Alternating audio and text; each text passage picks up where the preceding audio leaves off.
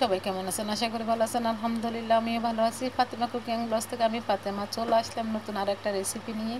তো এখানে হয়তো দেখে বুঝতে পারছেন, এখানে আমি প্রায় 2 কেজির মতন কাঁচা আম নিয়েছি। ওখানে আমগুলা কেটে ধুয়ে ভালো করে একটু হলুদ আর মরিচ দিয়ে মানে শুকিয়ে নিলাম। আর এখানে রসুন এবং শুকনো মরিচ বেটে নিলাম, পাঁচফোড়ন বেটে নিলাম, আর নিলাম ধনিয়া, জিরে, তারপরে গোলমরিচ মিলিয়ে বেটে নিলাম। যাই হোক, এই তো এখানে দিয়ে দিলাম পরিমাণ মতন সরিষার তেল। দেখে হয়তো বুঝতে পারতেছেন, সরিষার তেলটা দিয়ে দিলাম গরম হওয়া পর্যন্ত। সরিষার তেলে যেই গন্ধটা থাকে, কাঁচা গন্ধটা, সেই গন্ধটা চলে যাওয়ার জন্য অপেক্ষা করতেছি। আর তখন একটু ধোঁয়া উঠতেছে, দেখে হয়তো বুঝতে পারতেছেন। এই তো, আর এখানে দিয়ে দিলাম একটা দারচিনি, 2টা তেজপাতা, 4 থেকে 5টা এলাচ দিয়ে দিলাম। আর এই তো এখন সাবধানে এলাচটা দিবেন, না হলে কিন্তু গায়ে ফুটে আসবে। মুখটা একটু ফেটে দিলে আর গায়ে ফুটে আসবে না। এই তো দেখে হয়তো বুঝছেন, একটু মানে সুঘ্রাণ ছড়ানোর জন্য, মশলার একটা ঘ্রাণ বের হয়, সেই ঘ্রাণটা ছড়ানো পর্যন্ত একটু ভেজে নেব মশলাটাকে। আর এখন আমটা দিয়ে দেব। এই তো আমটা আমি একটু রোদে শুকিয়ে নিয়েছি, আপনাদের সাথে শেয়ার করলাম না।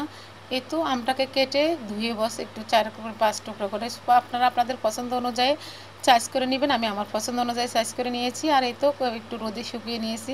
আর এখন এই তো দেখে হয়তো বুঝতেছেন, তেলের মধ্যে আমগুলো দিয়ে দিলাম।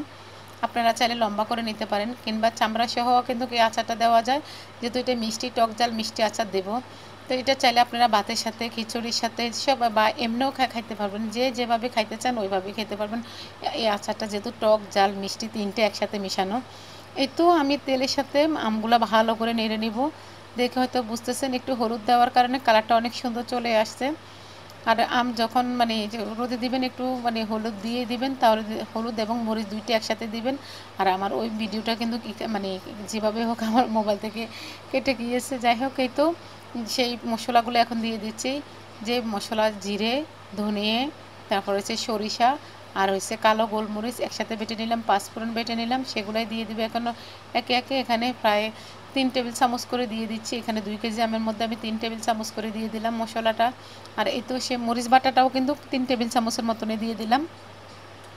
দেখে হয়তো বুঝতে পারতেছেন এখানে কিভাবে কতটুকু পরিমাণ আমি তো বলেই দিলাম। এই তো এখন মশলাটা সম্পূর্ণ আমের সাথে মিশিয়ে নেব। আর এখন দেখে হয়তো বুঝতেছেন যে কিভাবে মেশাচ্ছি। একটু সাবধানে মেশাবেন, যেহেতু তেল একদম অনেক গরম তেল, হাতে যেন না পড়ে। যেহেতু মানে বাষ্প উঠতেছে, এই জন্য একটু সাবধানে নাড়বেন, হাতেও পড়তে পারে এসে, তারপর মানে নিচে পড়বে। এখানে ভয় পাওয়ার কিছুই নেই, একটু সাবধানে নাড়াচাড়া করলেই হবে। আর একদম ভালো করে মশলাটা মিশানো পর্যন্ত আমের সাথে আমি নাড়বো। এই তো মশলাটা মিশিয়ে গেছে, দেখে হয়তো বুঝতেছেন। আমি এখন দিয়ে দেবো চিনি। চিনিটা এই যে বললাম টক ঝাল মিষ্টি, এই জন্য একটু চিনি দিব। আপনারা চাইলে শিরা করে দিতে পারেন। আজকে আমার হাতে সময় ছিল না, এই জন্য আমি আর শিরা করে দিতে পারলাম না। তবে সবচেয়ে বেশি ভালো হয় শিরাটা করে দিলে, তখন আমের সাথে একদম মিশে যায়। এখনও মিশে যাবে, হয়তো একটু অন্যরকম লাগে। তবে আমি সবসময় আমার আম্মাকে দেখতাম আমের যে কোনো আচারের মধ্যে শিরা করে দেয়, তখন নাকি অনেক টেস্টটা অনেক ভালো আসে বা দেখতে অনেক সুন্দর হয়। যাই হোক, আমি আজকে শিরা করে দিতে পারিনি, আমের মধ্যে এভাবে চিনিটা দিয়ে দিলাম। এই তো দিয়ে আবারও ভালো করে নেড়ে নিচ্ছি। এখানে আপনাদের আমের উপরে নির্ভর করবে, আপনাদের আমগুলা কতটুকু টক, ওই হিসাবে আপনারা চিনিটা দিবেন। আমি এখানে চিনির পরিমাণটা আর বলে দিলাম না। এই তো এখানে হাফ কাপ দিয়ে দিলাম ভিনেগার বা সাদা সিরকা, যেটাই বলি না কেন, আমরা দিয়ে দিলাম এখানে ভিনেগার। ভিনেগারটা দেওয়ার একটাই কারণ, ভিনেগার দিলে কিন্তু আমাদের আমটা মানে আচারটা 1 থেকে 1.5 বছর, 2 বছরও কিছুই হবে না। আর যদি ভিনেগার না দেন তাহলে কিন্তু অনেক তাড়াতাড়ি নষ্ট হয়ে যাবে। আর এই তো দেখেন, আমি ভিনেগার দিয়ে আবারও ভালো করে মিশিয়ে নিচ্ছি। যত ভালো করে মিশাবেন আমের সাথে, মানে সবগুলো মশলা, ভিনেগার, চিনি একসাথে মিশিয়ে খুব মানে মজার একটা রেসিপি হয়। এই আচারটা এত ভালো লাগে, এমনি খেতে আপনার মন চাবে। দেখে হয়তো বুঝতেছেন যে কীরকম হচ্ছে বা কীরকম হয়েছে। এই তো দেখতেছেন যে কীরকম হয়েছে, মাশাল্লাহ দেখতে খুব সুন্দর হয়েছে। আপনারা হয়তো খেয়াল করেছেন, আমি কিন্তু লবণ দিনে প্রথম থেকে, আমি এখন লবণটা দিচ্ছি। এই তো হালকা বানিয়ে 1 টেবিল চামচ লবণ দিয়ে দিলাম এখানে। আমার আমের পরিমাণ অনুযায়ী আমি লবণ দিয়েছি। আপনারা আপনাদের আমের পরিমাণ মতন আপনারা স্বাদ মতন লবণ দিয়ে দিবেন। এখানে আমি 1 টেবিল চামচ দিয়ে দিলাম। এই তো আবারও সব কিছু একসাথে মিশিয়ে নেব।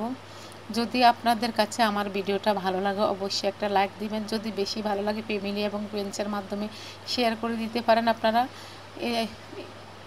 এই তো আবারও মিশিয়ে নেব, ভালো করে নাড়বো, যেন তলায় যেন না লেগে যায়। তলায় যদি লেগে যায় তাহলে কিন্তু তিতা লাগবে বা পোড়া একটা গন্ধ আসবে। আচারে কিন্তু গন্ধ লাগলে, মানে পোড়া গন্ধ লাগলে কিন্তু খেতে ভালো লাগে না। তিতা লাগে। কিন্তু আমার আচারটা মোটামুটি হয়ে আসছে, দেখে হয়তো বুঝতেছেন যে কীরকম হইলো। মাশাআল্লাহ দেখতে খুব সুন্দর আর খেতেও ঠিক তেমনই মজা হয়েছে। এই যে দেখেন কীরকম একটা সুন্দর কালার চলে আসছে, আর আচারটা তেলটা একদম মানে তেল মশলা আম সব একসাথে মিশিয়ে একদম উপরে উঠে গেছে তেলটা। আচারটা আমার হয়ে গেছে। এখন এটাকে আমি এখন আর চাল দেব না, এখন ঠান্ডা মানে নামাই ফেলবো, নামাইয়ে তারপর ঠান্ডা হওয়া পর্যন্ত অপেক্ষা করব। আর এই আচার কিন্তু রোদে না দিলেও চলবে, বয়মে ভরে আপনারা ফ্রিজে রেখে দিতে পারেন, ফ্রিজে না রাখলেও বাইরেও রাখতে পারেন। আর এই তো দেখেন ঠান্ডা হওয়ার পরে আমার এই আচারটা কীরকম হইলো সেটা তো আপনারা দেখে হয়তো বুঝতেই পারতেছেন। যদি আমার ভিডিওটা ভালো লাগে অবশ্যই একটা লাইক দিবেন, যদি ভালো লাগে ফ্যামিলি এবং ফ্রেন্ডসের মাধ্যমে শেয়ার করে দিতে পারেন। আজ এই পর্যন্ত, সবাই ভালো থাকেন। আল্লাহ হাফিজ, আসসালামু আলাইকুম।